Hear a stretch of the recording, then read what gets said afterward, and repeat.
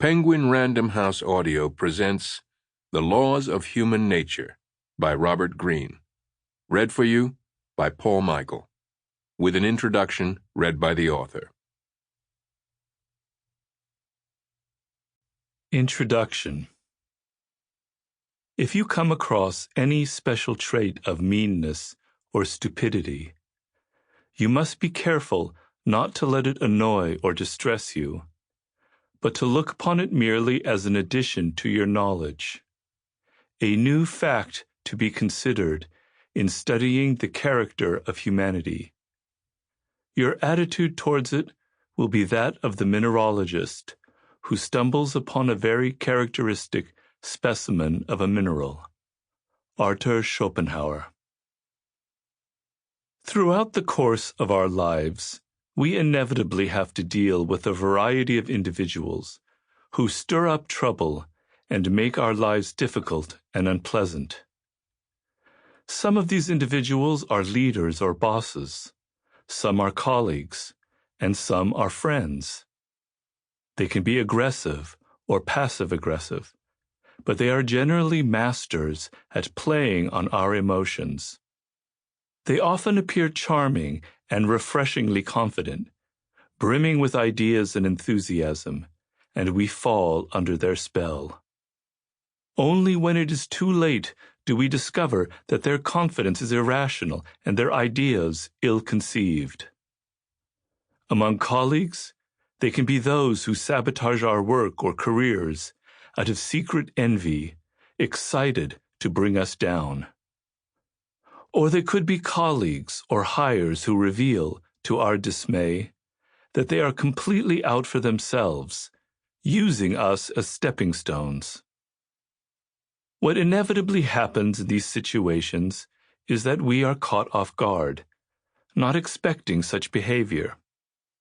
Often these types will hit us with elaborate cover stories to justify their actions, or blame handy scapegoats. They know how to confuse us and draw us into a drama they control. We might protest or become angry, but in the end, we feel rather helpless. The damage is done.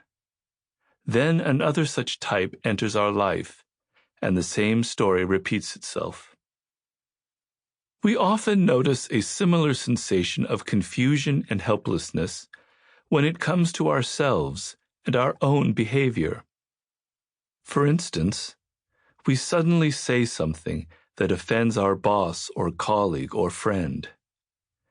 We are not quite sure where it came from, but we are frustrated to find that some anger and tension from within has leaked out in a way that we regret.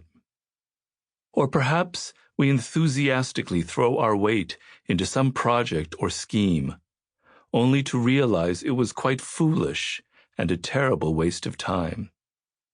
Or perhaps we fall in love with a person who is precisely the wrong type for us, and we know it, but we cannot help ourselves. What has come over us, we wonder? In these situations, we catch ourselves falling into self-destructive patterns of behavior that we cannot seem to control. It is as if we harbor a stranger within us, a little demon who operates independently of our willpower and pushes us into doing the wrong things. And this stranger within us is rather weird, or at least weirder than how we imagine ourselves. What we can say about these two things, people's ugly actions and our own occasionally surprising behavior, is that we usually have no clue as to what causes them. We might latch on to some simple explanations. That person is evil, a sociopath, or something came over me, I wasn't myself.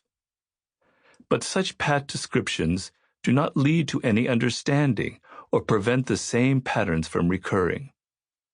The truth is that we humans live on the surface, reacting emotionally to what people say and do. We form opinions of others and ourselves that are rather simplified. We settle for the easiest and most convenient story. Sample complete. Ready to continue?